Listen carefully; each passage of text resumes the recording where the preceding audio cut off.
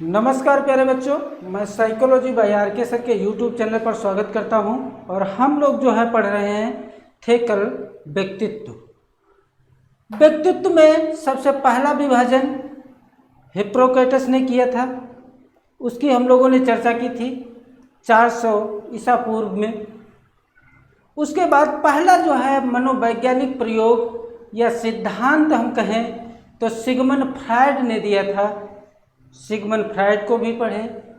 अब जैसा कि आज देख रहे होंगे बोर्ड पर लिखा है व्यक्तित्व के प्रकार।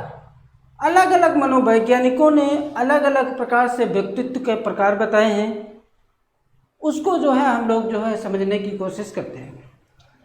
पहला विभाजन है शरीर रचना या स्वभाव के आधार पर। क्या है? शरीर रचना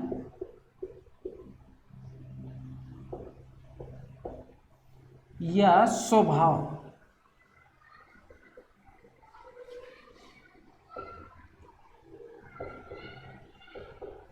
आधार पर। शरीर रचना या स्वभाव के आधार पर व्यक्तित्व का विभाजन दो मनोवैज्ञानिकों ने किया। पहले मनोवैज्ञानिक हैं, कौन कौन से मनोवैज्ञानिक हैं? तो देखिए, पहले मनोवैज्ञानिक हैं कैस्मर।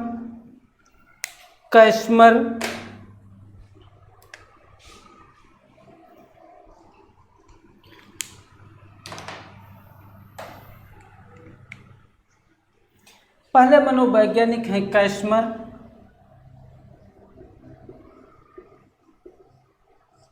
और दूसरे मनोवैज्ञानिक हैं शेल्डन।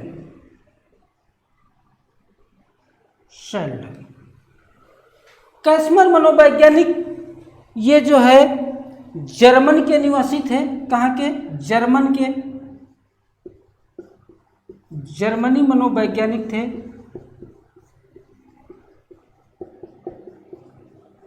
जर्मनी मनोवैज्ञानिक थे कैस्मर। इन्होंने व्यक्तित्व को जो है 3 भागों में पहले बांटा, लेकिन बाद में 4 भागों में इसे कर दिया गया। पहला इन्होंने बताया गोलकाय, दूसरा बताया लंबकाय। पहला विभाजन गोलकाय, दूसरा लंबकाय, तीसरा सुडोलकाय,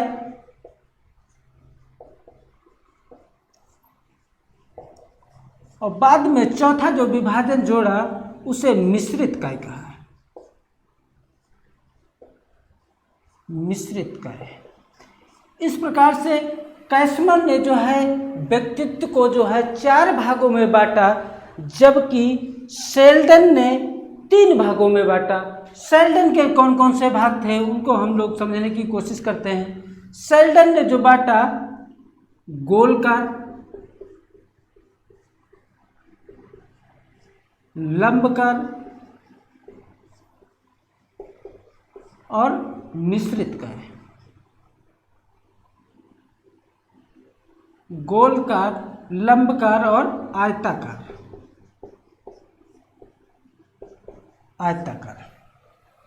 ये 3 भागों में शेल्डन ने बांटा व्यक्तित्व को और 4 भागों में कैस्मर ने बांटा। और किस आधार पर बांटा? तो शरीर रचना या स्वभाव के आधार पर व्यक्तित्व को बांटा। गोलकाय, लंबकाय, सुडोलकाय। आप देख रहे होंगे ये गोलकाय है, ये गोलकार है, ये लंबकाय है और ये लंबकार है। इस प्रकार से इन लोगों का विभाजन हुआ।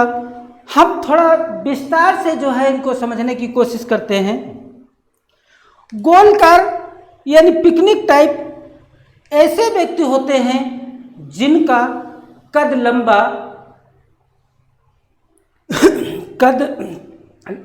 गोलकार ऐसे व्यक्ति होते हैं जिनका कद लंबा नहीं होता, जबकि कद छोटा होता है, भारी शरीर होता है।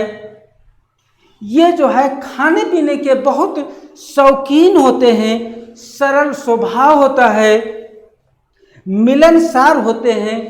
ये जो है अपने आप को हर परिस्थिति में एडजस्ट कर लेते हैं, बहुत ज़्यादा मिलनसार होते हैं, एक दूसरे से बहुत जल्दी आसानी से घुल मिल जाते हैं, उन्हें गोलकाय कहा जाता है। आगे देखते हैं लंबकाय। लंबकाय ये ऐसे व्यक्ति होते हैं जो दुबले पतले शरीर से होते हैं, काफ़ी ये लंबे होते हैं। इन व्यक्तियों में चिड़चिड़ापन अधिक होता है, जिन्हें हम लंबकाय के नाम से जानते हैं। अगला है सुडौलकाय। सुडौलकाय ऐसे व्यक्ति होते हैं जो हष्ट-पुष्ट शरीर के होते हैं, बहुत ज़्यादा इनकी मांसपेशियां मजबूत होती हैं, जोखिम और बहादुरी भरा कार्य ये करते हैं, इन्हें हम सुडौलकाय कहते हैं। जबकि मिश्रित काय जो व्यक्तित्व वाले व्यक्ति होते हैं, इनमें उपरोक्त तीनों प्रकार के गुणों का कुछ न कुछ अंश मिला होता है, इसे हम मिश्रित काय के नाम से जानते हैं। आगे देखते हैं शेल्डन का विभाजन। शेल्डन ने कहा गोलकार, लंबकार और आयताकार, इन्होंने कितने भागों में बांटा? तो 3 भागों में बांटा। जबकि कैसमन ने कितने भागों में बांटा? तो 4 भागों में बांटा। शेल्डन का विभाजन हम लोग देखते हैं। पहला इनका विभाजन है गोलकार, यानी ऐसे व्यक्ति जिनका कद छोटा, गोल मटोल प्रवृत्ति के होते हैं, ये खुशमिजाज प्रवृत्ति के होते हैं, ये खाने पीने के शौकीन होते हैं, इनका सरल स्वभाव, सामाजिक एवं मिलनसार होते हैं। ये जो है एक दूसरे से मित्रता बहुत आसानी से बनाते हैं, उन्हें हम गोलकार कहते हैं। लंबकाय ये भी जो है लंबे व्यक्ति होते हैं, दुबला पतला शरीर होता है और ये जो है चिड़चिड़ापन इनमें अधिक होता है, इसीलिए इनमें एक सर्बोटोनिया जैसी बीमारी पाई जाती है, जिसे हम नींद की बीमारी कहते हैं। ये जो है इनमें नींद संबंधित बीमारी पाई जाती है। आयताकार। आयताकार ये व्यक्ति पूर्ण रूप से इनकी मांसपेशियां विकसित होती हैं, ये जोखिम और बहादुरी भरा कार्य करते हैं तथा अपने आप को हर परिस्थिति में एडजस्टमेंट कर लेते हैं, चाहे गर्मी हो, चाहे जाड़ा हो, चाहे बरसात हो, हर प्रकार से एडजस्ट कर लेते हैं। लेकिन आपके एग्जाम में जब पूछा जाएगा तो पूछा जाएगा शरीर रचना या स्वभाव के आधार पर व्यक्तित्व को कौन से मनोवैज्ञानिकों ने विभाजन किया, तो पहला है कैसमर और दूसरा है शेल्डन। पूछा जाए कि कैसमर का विभाजन कितने भागों में हुआ, तो 4 भागों में हुआ। अगर जो शेल्डन का विभाजन पूछा जाए तो कितने भागों में हुआ? 3 भागों में हुआ। इसी के साथ एक मनोवैज्ञानिक हैं एडलर।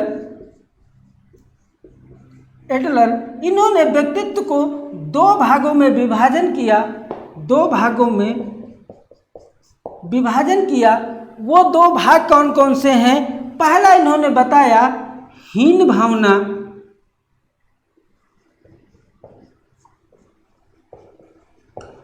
और दूसरा श्रेष्ठ भावना। हीन भावना और श्रेष्ठ भावना, इस किसका विभाजन है? एडलर का है। एडलर महोदय ने ये 2 प्रकार से इसका व्यक्तित्व का विभाजन किया है। अगला देखते हैं, एक हिप्पोक्रेटस हैं। हिप्पोक्रेटस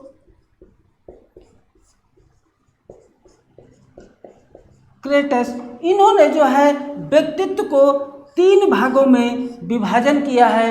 और हिप्पोक्रेटस को मैंने बताया था कि ये जो है दुनिया का सबसे प्राचीन विभाजन है, दुनिया का सबसे प्राचीन विभाजन है। लेकिन इनके जो 3 भाग हैं वो कौन कौन से हैं? पहला है आशावादी,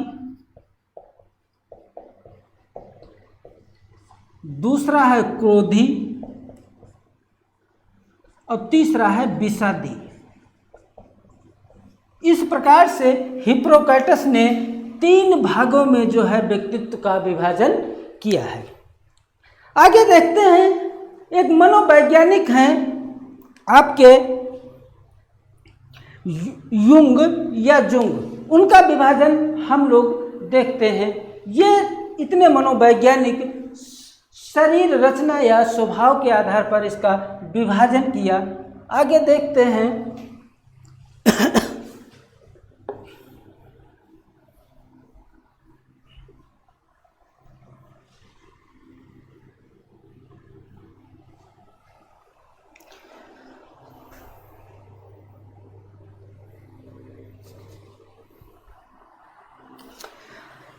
मनोवैज्ञानिक हैं गुणों के आधार पर। जैसे ये शरीर रचना या स्वभाव के आधार पर था, ऐसे ही गुणों के आधार पर व्यक्तित्व का विभाजन किए। तो गुणों के आधार पर एक मनोवैज्ञानिक हैं युंग या जुंग। कहीं कहीं युंग मिलेगा और कहीं कहीं जुंग मिलेगा। इन्होंने गुणों के आधार पर व्यक्तित्व का विभाजन किया। इन्होंने 1910 में व्यक्तित्व का 3 प्रकार से विभाजन किया। पहला बताया अंतर्मुखी, दूसरा बताया बाह्यमुखी, अंतर्मुखी, बाह्यमुखी या बहिर्मुखी, और तीसरा बताया उभयमुखी। इस प्रकार व्यक्तित्व का इन्होंने विभाजन किया। अगर जो पूछा जाए कि युंग या जुंग के गुरु का नाम क्या था, तो युंग या जुंग के गुरु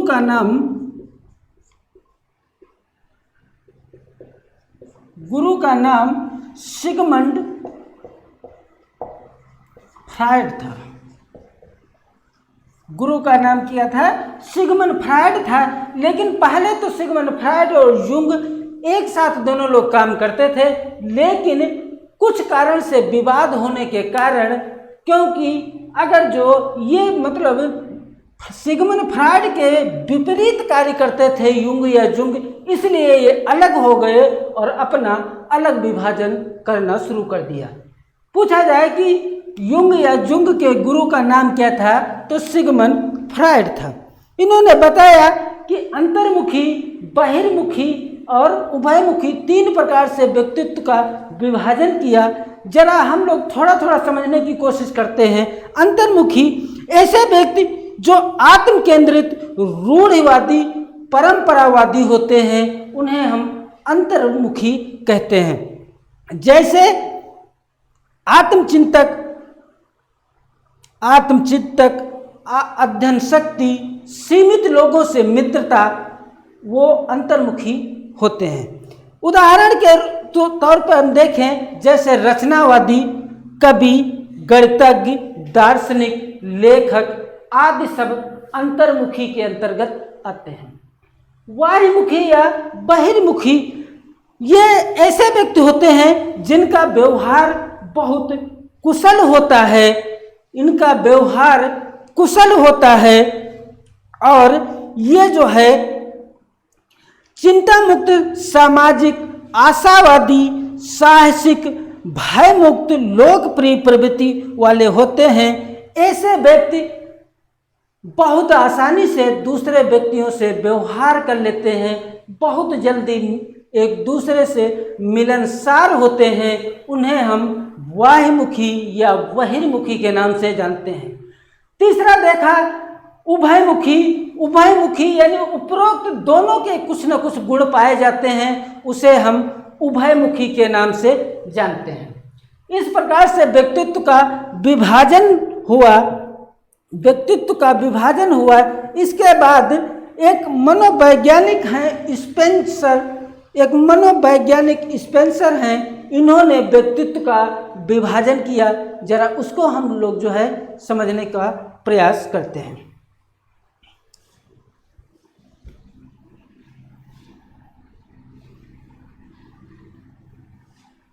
देखो, स्पेंसर मनोवैज्ञानिक ये सामाजिक या समाजशास्त्री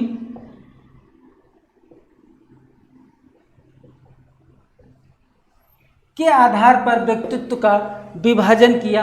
किसने किया? तो मनोवैज्ञानिक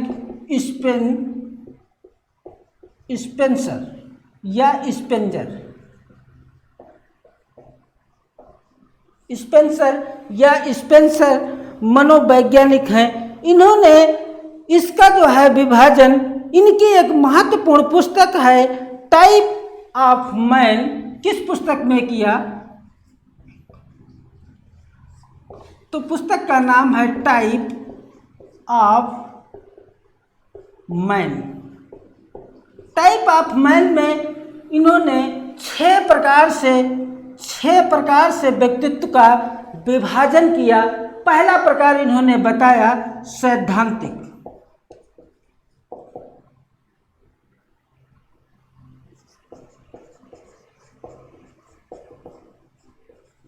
सैद्धांतिक प्रकार के व्यक्तित्व। सैद्धांतिक प्रकार के व्यक्तित्व हम ये कह सकते हैं कि सिद्धांतवादी व्यक्ति, जैसे लेखक, कवि, दार्शनिक, तर्क, प्रमाण आदि जो है किस में आएंगे? सैद्धांतिक में आएंगे। दूसरा विभाजन इन्होंने बताया आर्थिक। आर्थिक यानी ऐसा व्यक्ति जिनके लिए रुपया पैसा ही सब कुछ हो, केवल वो रुपया पैसा से ही बहुत ज़्यादा लगाव करते हैं, प्रेम करते हैं, वो आर्थिक प्रगति या आर्थिक व्यक्तित्व वाले व्यक्ति होते हैं। जैसे बिजनेसमैन, उसके लिए आज के समय में रुपया ही सब कुछ है, वो कैसा है? आर्थिक है। जैसे व्यापारी, उद्योगपति, उनके लिए रुपया ही सब कुछ है। आगे देखते हैं, तीसरा बताया राजनैतिक। राजनैतिक यानी ऐसे व्यक्ति प्रभुत्व संपन्न, सत्ता लोकप्रिय वाले व्यक्ति होते हैं। और ऐसे व्यक्ति जैसे राजनेता, प्रशासनिक अधिकारी आदि जो है होते हैं। चौथा इन्होंने बताया कलात्मक।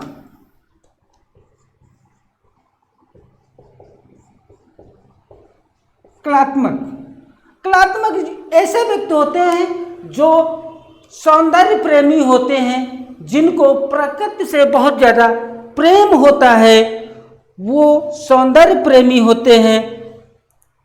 जैसे चित्रकार, कवि, लेखक, दार्शनिक आदि। पांचवा इन्होंने जो विभाजन बताया, उसका क्या नाम था? उसका नाम था सामाजिक। सामाजिक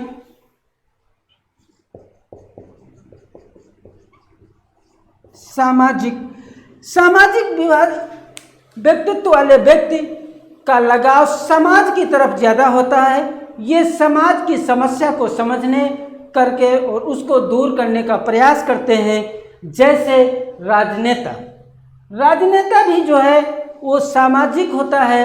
वो जानता है कि जो है हमने जो है पिछले चुनाव में जो वादा किया था और आज के समय में उस चुनाव दोबारा आ गया 5 साल बाद, तो हमने वादा पूरा नहीं किया, लेकिन फिर भी वो सामाजिक होते हैं और अपनी गलती स्वीकार करके और फिर से जो है वोट मांगने आ जाते हैं। वो सामाजिक होते हैं, बहुत ज़्यादा मिलनसार होते हैं। समाज सेवा, रिश्ते नाते, भीड़ भाड़, अपने लोगों को जोड़ करके रखना, वो सामाजिक होता है। और तीसरा होता है छठा होता है धार्मिक व्यक्तित्व वाले व्यक्ति ऐसे व्यक्ति होते हैं जो ईश्वर में बहुत ज़्यादा विश्वास रखते हैं, जिनके लिए ईश्वर ही सब कुछ है। पूजा पाठ, जैसे स्वर्ग, नरक, लोक, जैसे पंडित, मौलवी, पादरी, साधु, संत, सन्यासी, ये सब जो है व्यक्ति धार्मिक प्रवृत्ति के होते हैं। इस प्रकार हम लोगों ने व्यक्तित्व के विभाजन पढ़े। इसके बाद अब हम लोग जो है नेक्स्ट वीडियो में कुछ विभाजन बचे हैं उनको पढ़ेंगे और इसी के साथ व्यक्तित्व के प्रकार समाप्त हो जाएंगे। प्लीज़ बच्चों, अगर जो मेरा वीडियो पसंद आए तो इसे लाइक, शेयर, सब्सक्राइब अवश्य करें। Thank you.